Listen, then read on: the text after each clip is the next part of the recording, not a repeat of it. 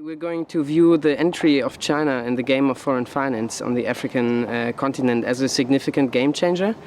And we provide quantitative evidence of China's growing emergence in Africa from the 1950s and 1960s onwards by providing quantitative evidence.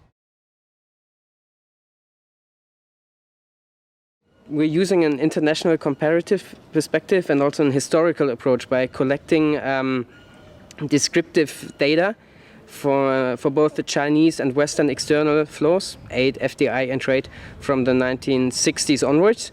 And then we do a comparison by focusing on the similarities and differences between Chinese and Western external flows with respect to the magnitude, the sectoral distribution and the regional destination in Africa.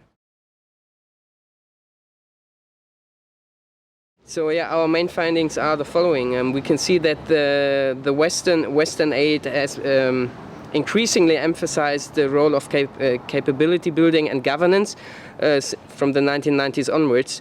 But in the 1960s and 1970s, early 1970s, we have more or less emphasized the productive sectors and infrastructural development. And this vacuum that has been left by the Western donors and Western communities is now being filled by the Chinese donor and Chinese investors.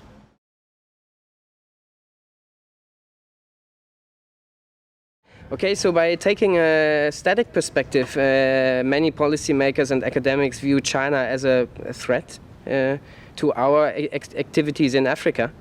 But if we take a dynamic perspective, maybe you can see that Chinese activities can be viewed as a complement to our activities, and therefore a different picture emerges when you take a more dynamic view. The competition effect between Chinese and Western activities, especially strong in the resource extraction sector, but also in trade, especially importing natural resources has become a major concern.